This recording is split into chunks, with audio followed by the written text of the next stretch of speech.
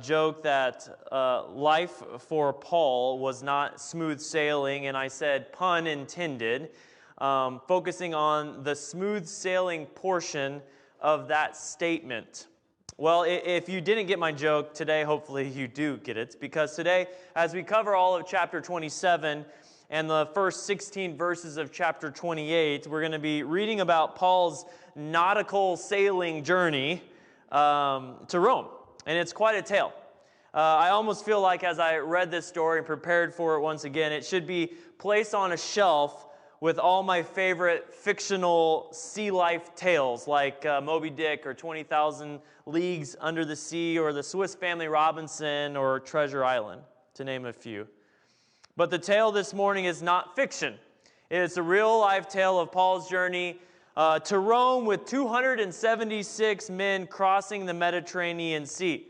This story will show us that if God has called you to do something, which he did to Paul, he called Paul to go to Rome in Paul's case, then he'll be faithful to get you there. That's an important truth for us this morning to remember and to understand, but I also feel like today the Holy Spirit is wanting to tell us and remind us that God will deliver us through the storms of our life, to trust him. Now, what are storms of life? Well, those are those hard moments in life that shake us and throw us about. And they cause us to doubt to the point that we believe that maybe they'll never end for us. Storms in life can take on the form of sickness, cancers, and other sicknesses, financial burdens, relationship struggles, divorce, fear, anxiety, worry, depression, and death. And because we live in a fallen world that's full of sin, these storms are inevitable. And I don't know what those storms are in your life or what they're going to be in your life, but I know that storms will come. And I want to make sure that you understand this and hear this, but even as a believer, you will experience storms. Now, I'm getting way ahead of myself. I haven't even started chapter 27 yet, and I'm getting to the point of the message. You guys need at least 20 more minutes of me preaching. So remember, last week we ended with Paul being in prison for 2 years and then being found innocent of all his charges. But Paul failed to receive justice from the Roman governors Felix and Festus. So he appealed to Caesar, which meant that he was to go to Rome to be put on trial. And at this point, Paul was still considered a prisoner of Rome, and so now it was their responsibility to transport him all the way to Rome. Again, remind you, this is the Spirit's plan all along, okay? This was God's will. He called Paul to Rome, and so this is the Spirit's plan to work this completely out. As we start chapter 27, notice the use of the pronoun we, which indicates that Luke, the writer of Acts, is accompanying Paul on his last journey here. Even as a prisoner, somehow Luke was able to accompany Paul. I have no idea how this is possible, but it's happening. But he's not alone. Aristarchus also accompanied Paul. If you remember, this is the man that was dragged into the theater at the beginning of the riot in Ephesus in chapter 19 and chapter 20. It's believed that Aristarchus was so devoted to Paul, as I read this, and the cause, that he enrolled himself as a slave, Paul's slave, so that he could be a part of what God is doing. That's crazy. That's nuts. Acts 27, verse 1 and 2, we're going to cover, again, all about chapter 7 and chapter 27, and a little bit of chapter 28. But we see that Paul was placed under the custody of a Roman centurion named Julius. And again, we've covered what a centurion is. That means he's a general that kind of leads a group of 100 men, 100 soldiers in a particular area. Now, we don't know how many of these soldiers were placed under the command of, or how many of these soldiers that were under Julius's command actually went on the sailing trip, but you would imagine quite a few of them were along for the ride. We find out in this chapter that Julius developed a respect for Paul. And I wonder if Paul and Julius saw each other for what they really were, brave men that were dedicated to their cause. Julius gave Paul a certain amount of freedom and treated him with kindness and respect. Paul was then put on board of a ship from Caesarea, and he sailed northwest up the coast of Asia Minor. And Cindy, if you can put that picture of the journey. Got my pointer for this reason. So this is now his fourth journey, and I kind of want to do a little illustration. So it starts in Caesarea, and he travels up Sidon, and then he's traveling up along Asia Minor here, okay? And I'll be coming back. So go ahead and leave that up there, Cindy. And after a brief stop in Sidon, their travel begins to get a little more difficult, and they eventually make port all the way in Myra, which is right here on Lycia, okay? The prevailing wind at this time was coming from the west wind. Okay, you're going to get science here as well, okay? West, this way. We're way over here, okay? Like actually way over here, okay? And so west wind is coming this direction, okay? If a boat is sailing this way and a wind is coming this way, it's going to be really hard to sail against the wind, right?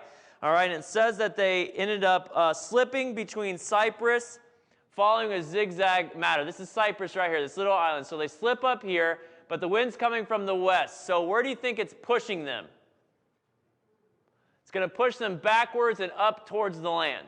So they ended up having to zigzag. I don't know if you guys have ever sailed before. So that means you have to like point your boat in the wrong direction, then it gets pushed back by the wind. Wrong direction, push back. Zigzag manner. All right. Got some of you are interested. Yeah, sailing. Yeah, here we go. None of us sail. We're all from Vandalia. Anyway. At Myra, Paul and the other prisoners were put on a large Alexandrian ship carrying grain and goods to Italy. This freighter-like ship was about 180 feet in length and 45 feet in width and 40 feet in depth. This is a massive ship for like 2,000 years ago, right? I mean, that's massive. Besides cargo, it carried 276 sailors, prisoners, soldiers, and just regular passengers. After the ship left Myra, instead of sailing west, it was driven now by a south wind. In verse 7, it says, "We had several days of slow sailing, and after great difficulties, we finally neared Cnidus. But the wind was against us, and we sailed across Crete along the sheltered coast of the island, sheltered coast of Crete." Cindy, can you put it back up again? Thank you. So now they're because the wind is now coming from the, what did I say? South. Thank you. Let me, hold on. Making sure I get this right here. Sailing from the west, driven south by the winds. Okay, so they're driven south by the wind, so that means the wind is actually coming from the north, driven south by the wind, so the wind is now coming from the north because it's getting close to winter. Coming south, they're now coming on the south of Crete because they're hiding behind the island, so they can get around the island without the wind. Okay, now I know some of you are like, I don't know, I'm not getting this, I don't understand this. Okay, do you remember when you were a kid and you were out at recess and the teachers had you out there right before they said, okay, we're going to stay inside from here on out for recess, but it was that bitterly freezing cold wind, or you'd be waiting out at the bus stop. And what you'd do is probably you'd hide behind your big brother or somebody, and you just kind of stand in a ball, hoping that the wind would be blocked by that person beside you, or you go stand by a tree or a sign or on the next to a building, like pressed up against a building, hoping that you can be blocked by the wind. I remember hiding in recess, like the playground equipment, like so that I could stay warm multiple times. Or I'd hide on a wall, and it would block the wind so that I could somewhat stay warm. The same thing is what they're doing here is they're blocking the wind so they can make it further in the west direction. They eventually arrived in Fair Havens, right here on the bottom of Crete, and that's where they make port. In verse 9, it says, the translation says fast. Okay, not in my NLT version, but in some translation it says fast, and that refers to the Jewish Day of Atonement. And the reason why I bring that up is because that tells us that it's early October that this is happening in. And the ships in the ancient times had no compasses. Okay, no compasses whatsoever. They were navigated by the stars. And an overcast weather made sailing impossible and very dangerous to do. Sailing was doubtful in this region after September, and then impossible in November. Again, because of that word fast, we know that this is early October, so they're really rolling the dice here in sailing. It was Paul's advice that they would stay where they are in Winter Haven here, instead of risking the journey during this dangerous travel months. When it became clear to everyone on board that they could not make it any farther to get all the way up here, that they could not make that trip, and arrive in Italy before the winter happened, the decision rested on Julius, the Roman centurion, on what they should do. And he didn't want to spend the winter in Fair Havens because it was a small town, a small port, and there was not a lot to do. Okay, if you were going to be stuck in some place for 3 months, would you rather be stuck in a place like St. Louis area or Vandalia? Right? Okay, this is where Julius's mind is going. He's like, okay, well, if I'm going to be stuck for 3 months, I'm going to a little place nicer than Fairhaven or Vandalia. The ship made plans to winter at Phoenix, which, if you can see, is not very far away. So like from here to there, not very far, same island, not a bad trip whatsoever, right? But it never arrived there. It never arrived there, okay, because they rejected Paul's counsel. Paul, from the Spirit's revelation, disagreed with them, and he warned them not to leave this port, not to leave Fair Haven. And they rejected his counsel for the majority, and they all thought, yeah, let's all go to a nicer place. That makes sense. Let's all go to a nicer place. Let's go to Phoenix. But I think it's quite significant that Paul, the prisoner, even had a say at all. It tells me something about this relationship that Paul is building with the crew and with everyone on board, that they respected him enough to listen to his opinion, even if they didn't take it. So the ship decides to leave Fair Haven for Phoenix, this short little trip, but it never arrived. They were caught up in a terrible storm called a northeaster, and it was driven off course for many days. Okay, northeastern, so it's coming this direction. Wind is coming this direction, pushing them that direction. All right.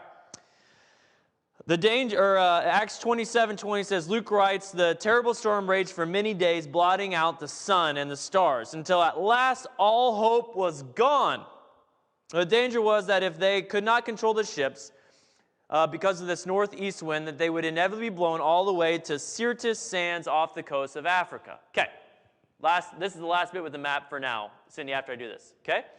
So they were scared that if they did not have control and know where they're going, that this wind blowing this direction would push them right here, the Syrtis area, which this was known as the boat graveyard. Okay, for many people sailing in that time, they'd be blown this direction and they would be washed up on these shores and left stranded on that coast of Africa. Okay. At this time, they begin to remove anything so they might have a better control of their boat. They got rid of a lifeboat that they had. They got rid of spare gear and even supplies just to lighten the load so they had better control of their ship. The measures they took to survive were significant, which included passing a rope from one side of the boat all the way to the other side of the boat underneath the boat. So they tied rope from one end underneath all the way to kind of hold the ship together from breaking apart. So they tried to secure the boat the best that they could. With the stars not visible, they did not know where they were, and terror began to grip them. These ships were not small by any means, as we covered. We talked about the depths. We should go ahead, Cindy, please put up that picture of the boat. This is a picture of what the boats probably looked like at that time. It was, again, for that time, it was a massive, massive boat. But in a storm, this type of boat had some serious disadvantage. Some of you might be wondering, like, what's the big deal? It's just wind, it's just blowing. But this boat was not built to handle big storms and rushing. It was more like built kind of like a barge. Okay, we all have probably driven over the Mississippi or driven over a river, and we see those river barges that like kind of are big and wide and they're flat, and they just flow down the river and they push other boats around. Rivers don't have giant waves in them. They have a current. That's basically all they have to go against is just a current. They're not really made to teeter-totter and rock around. Not like those giant cruise ships that are built kind of to sustain the shaking and the rocking of waves, and they can handle storms, right? This boat was not made for that. So it's easy to see their fear. I mean, there was no Coast Guard to come rescue them. There was no navigational computers. There wasn't even a compass to hold to say, go north. Okay, they didn't have any of this, and the sky was darkened. And they were left alone out at sea with no other ships able to come by and rescue them. Right? Everyone else was smart enough not to sail in winter. and they're out there stranded in the depths of winter. Now, what was Paul doing during this storm? Well, Paul decided to pray earnestly. And God answers Paul's prayer, sending an angel to bring him a message during the storm. It was a message of encouragement and comfort from God, which then Paul shared with others. And God told Paul that not only would he be safe, but all those on the boat would be saved. Cindy, you can go back to the verse. We're going to be on verse 21 next. With this insight, Paul somewhat took command, and the prisoner, Paul, became kind of the main leader, per se, of this trip, this voyage, because he was the only man left with the courage to lead. In verse 21, let's pick up there and read it together in verse 21. Men, you should have listened to me in the first place and not left Crete. You would have avoided all the damage and loss. But take courage. None of you will lose your lives, even though the ship will go down. For last night an angel of God, to whom I belong and whom I serve, stood beside me. And he said, don't be afraid, Paul, for you will surely stand trial before Caesar. What's more, God in his goodness has granted safety to everyone sailing with you. So take courage, for I believe God. It will be just as he said, but we will be shipwrecked on an island. We know that God appointed Paul to share the gospel. He also promised to help him overcome every single situation that he would face. However, Satan will try to stop us and Paul, but nothing can stop what God wills. It was God's will that Paul goes to Rome. It was his plan and his will that was going to be fulfilled no matter what. Storms will not stop God's will from being accomplished. God will work his will through every single storm if we allow him to. God will work through storms. The people on this boat figured out that they should have listened to Paul, but because they ignored Paul's counsel to stay at Fair Havens, they lost their cargo.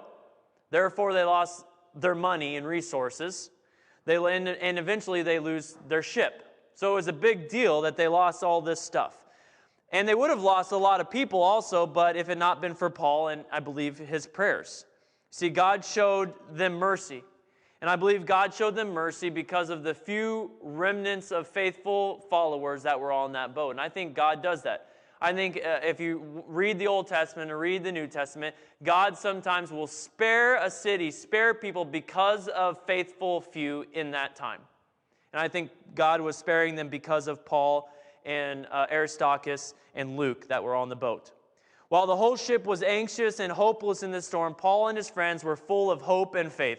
I believe in this time of hopelessness, Paul, together with Luke and Aristarchus, were having a prayer and worship service. Because as we read in Acts, when Paul is in prison, when Paul is in storms in his life and in bad situations, what do they turn and do? They worship God and they pray. That's what they do. And so why would this be any different in this story? I'm sure that's exactly what they did. They began worshiping the Lord and praying together on that boat, and God answers their prayer. I discovered when studying verse 24, when it says, don't be afraid, Paul, the angel's message, don't be afraid, Paul, for you will surely stand trial before Caesar. The Greek word day is used, and it means that all of this is divinely ordained. That all this is happening, this storm, this process, everything that is happening right now in this very moment is God ordained, and it's meant to happen in this way. So, as Paul is relaying this message of comfort, he's basically saying this to the crew and to everyone on the ship. If I were doing this, if it was just me doing this, then I cannot have any assurance that God would protect me, especially in this great storm. But I am not doing this on my own. God is sending me to Rome, and He is the God of every circumstance. God is the God of every circumstance, including the storms that we face. And to me, that's such a comforting message that Paul was reiterating to the crew, that this isn't just me going. God is ordaining me to go, and so God is going to be with me. So you all can take comfort in that, because God is going to protect and make this happen regardless. So we can trust Him, because I'm not doing this on my own. I'm doing this as God leads.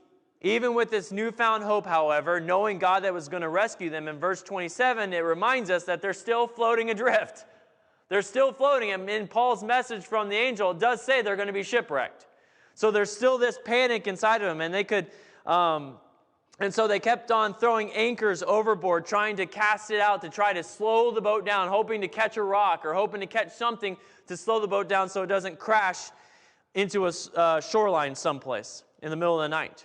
Verse 30 tells us that the sailors then tried to escape by taking a lifeboat, acting like they were putting out anchors. Now, the best illustration I can say about this, and I apologize if this seems coarse since it's on September 11th, but it'd be like if you're on a plane and all of a sudden the pilots on the plane and the stewardess and everybody get in parachutes and jump out of the plane, leaving it for everyone that doesn't know how to fly a plane to fend for themselves on the plane. So that's exactly what they're doing. All of the actual sailors who know how to sail a ship want to leave and escape. And Paul, wise to their plan, tells Julius, the Roman centurion, in verse 31, you will all die unless the sailors stay aboard. Meaning, like, this plane is coming down if the people who know how to fly it aren't on it sailing it. Okay? Plane, boat, I get it. Anyway, so he tells that to Julius. Verse 32 says, so the soldiers cut the ropes to the lifeboat and let it drift away. Meaning the soldier said, hey, sailors, you're staying on board here, and we're all going to live or we're all going to die together. So they cut the temptation, and the lifeboat drifted away. Then Paul, as the good and wise leader that he is, commands the passengers in verse 33, you have been so worried that you haven't touched food for 2 weeks, he said. Verse 34 says, please eat something now for your own good, for not a hair on your head will perish. Then everyone was encouraged and began to eat. Verse 37, all 276 of us who were on board. Of all the people on the boat, they are listening to the prisoner because he is the only man that still has faith. He's a man full of faith, and people want to follow someone that has faith, that has hope, has something that they can cling on to, and so they follow Paul, the prisoner. Paul had faith without the slightest doubt that God would do his part. He knew God would, exactly what the angel told him, he knew that God would fulfill that plan. But Paul also knew that they must do their own duty as well.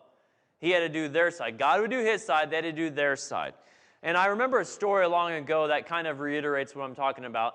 There was a story that it's a fake story that was made up, but I think it's been used as a sermon illustration multiple times in many churches across the United States. But there once was a guy who was stranded in a flood, and he wanted God to miraculously rescue him from a flood. So he climbs up on his roof, and he writes, help on his roof. Well, all of a sudden, a guy comes by in a boat, and he says, come on, man, get on, you're rescuing. He goes, no, I want to see God miraculously rescue me. And the guy goes, are you sure? Come on, get on. I can take you. We'll be safe. And he goes, no. So then a couple minutes later, a helicopter comes by and says, hey, sir, we're here to rescue you. He drops down the ladder, your rope ladder, and he goes, no, God is going to save me. I know God's going to save me. And then a third person comes by to rescue him as well. And he goes, no, God is going to miraculously rescue me. I know he's going to rescue me. Well, the man dies from the flood. And he gets to heaven and he says, God, what in the world? Why didn't you rescue me? And he goes, what are you talking about? I sent 3 people to rescue you. Why didn't you get on the boat? I don't understand you. And it's the same thing. There's a amount of duty that we have in the process. God will do his part, but we have to do our part. So Paul was telling the people, you need to eat. Everyone, you need to eat. So he gathered everyone together because they can't function properly without food in their system. Can't think, can't function. The next morning, they saw a shoreline and decided that they would try to gently run a ship to the shoreline, except they came up and hit a shoal hard, which I had no idea what a shoal was, so I had to look it up. But it's like a sand bank that is kind of like separating 2 bodies of water. Okay, so they came up and they hit an unknown sand bank, and it ran the ship aground in a very fierce way. And because they didn't make it all the way onto the shore, the waves were going to continue to hit and batter the ship, and it tore it completely apart and destroyed the boat. And they needed to escape the shipwreck. Then another problem ensues. In verse 42, the soldiers who were in charge of the prisoners wanted to kill them, including Paul, because they knew that if any prisoner would escape the shipwreck, the soldiers who were in charge of them would then have to take their punishment. Okay, we've learned about that. If you remember the Philippian jailer, after the massive earthquake and everyone was freed from that prison, he wanted to kill himself, and Paul stopped him from killing himself because the Roman soldiers, if a prisoner escapes, they have to take on the punishment that would have been for the prisoner. Julius the centurion intervenes, though, and saved Paul and the prisoner's life. So why did he intervene, though? I think Julius was either impressed with Paul, which I think is possible, or he knew that Paul was his only chance for surviving. He could see that Paul was his way out. And so this act, though, preserved Paul for his ministry in Rome and fulfilled Paul's revelation that all the people on the ship would be saved. I love it. This story just once again reiterates the fact, as hopefully you're getting this through this whole service today, that nothing can stop God from fulfilling his plan. There is nothing, not a storm, not a thing that a human being can do to stop God's plan and his will. Chapter 28 opens up with all 276 people from the ship escaping to the island of Malta, which is about 60 miles south of Sicily. Cindy, the map once again, please. Thank you, Cindy, so much for doing this for me. Okay, so they make it to the island of Malta, which is right here. Now, I want you just to notice real fast, how far is Malta from Italy? Not very far at all. Not very far at all. And looks like there's some easy sailing to happen. But that's where they end up in Malta. And this island is not like Gilligan's Island. It has harbors. It's a local trade route for a lot of ships. And they could have been stranded in far worse places, right? But isn't that the truth, though? Whenever we think we're in a storm, we think the worst possible scenario. We think we're going to all come and die down here, right? When we're in the storm of our life, we think of the worst possible scenario. That, this is the worst. This is the worst. We're all going to die. And really, in the midst of the storm, we've only come to right here.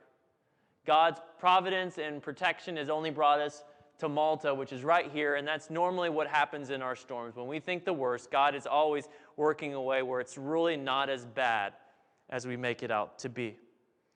So he spends 3 months on the island waiting for winter. Cindy, I'm done with the map now. Thank you so much. Spends 3 months on the island waiting for winter to end so they can make it up to Italy. During those 3 months, Luke gives us only a snippet of what happened during that time. And he tells us that the people on the island welcomed the survivors. Let's read verse 3 of chapter 28. It says, "As Paul gathered an armful of sticks and was laying them on a fire, a poisonous snake, driven out by the heat, bit him on the hand. The people of the island saw it hanging from his hand and said to each other, 'A murderer, no doubt. Though he escaped the sea, justice will not permit him to live.' But Paul shook off the snake with his hand until into the fire, and was unharmed. The people waited for him to swell up and suddenly drop dead. But when they had waited a long time and saw that he wasn't harmed, they changed their mind and decided that he must be a god." See, when the natives saw this snake bite Paul, they immediately concluded that he would die because they knew the snake, and they knew the snake was poisonous, and they had seen what happens when people get bit by this snake.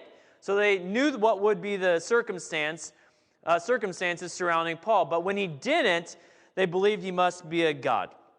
Now, it isn't recorded in the text because Luke just does a snippet, but I'm sure that Paul corrected them at this moment, corrected them and telling them that he's not a god, and then he would have taken that as an opportunity to introduce the island of Malta to the one true God, the God of the universe.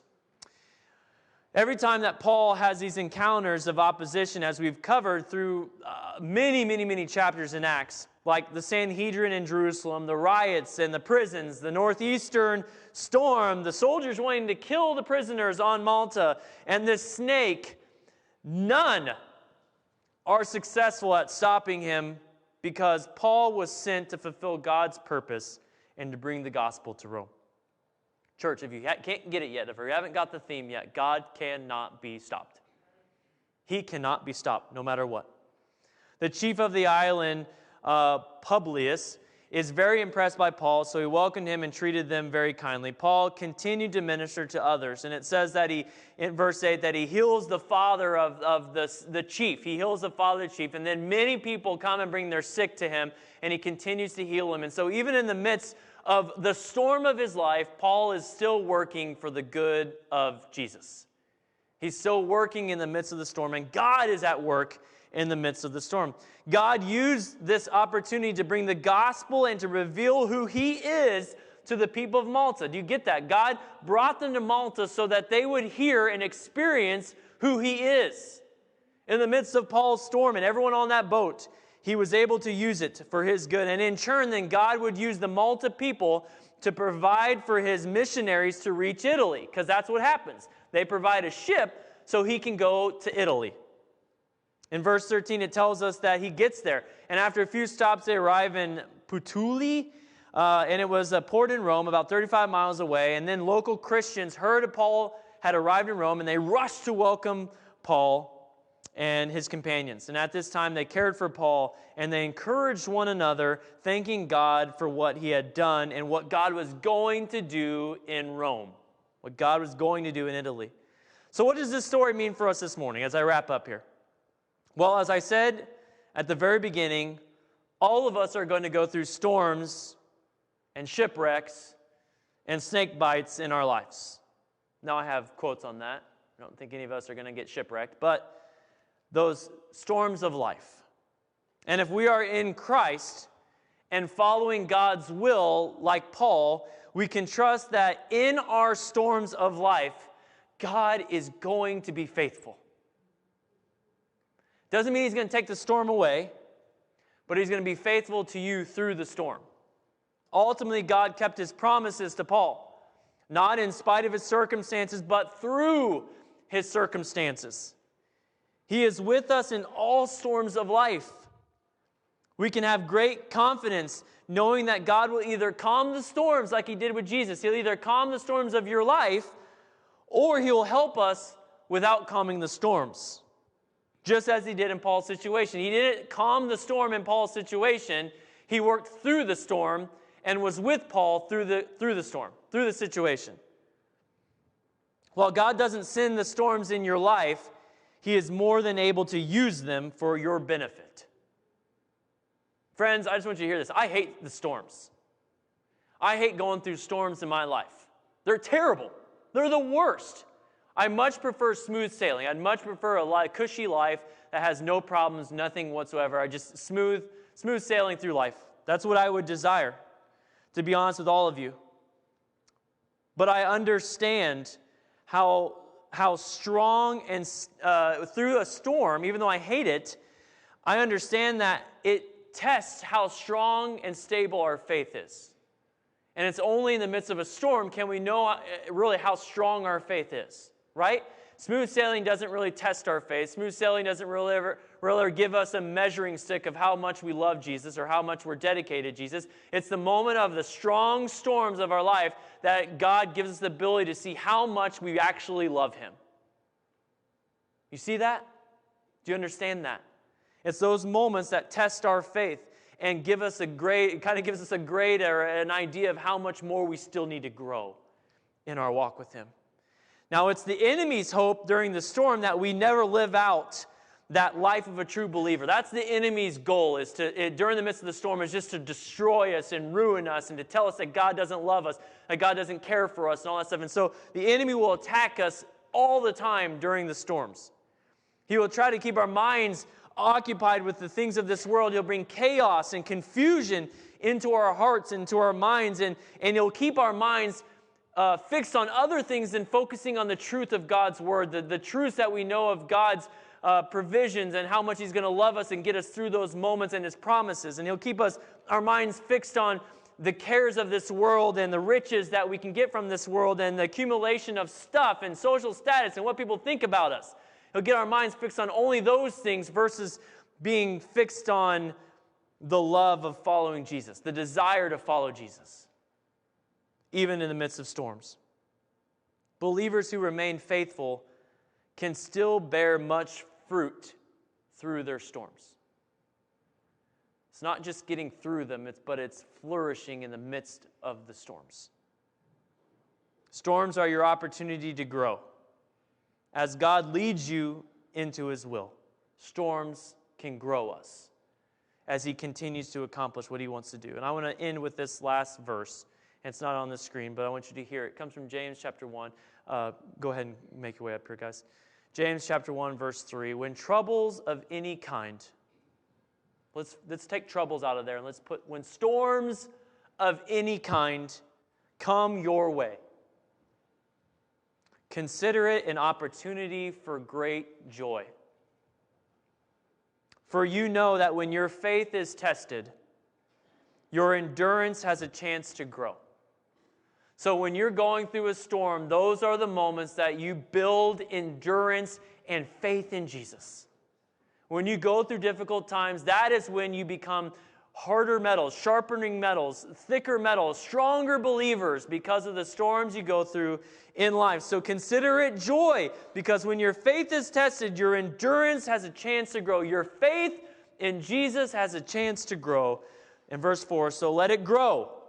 So let it grow.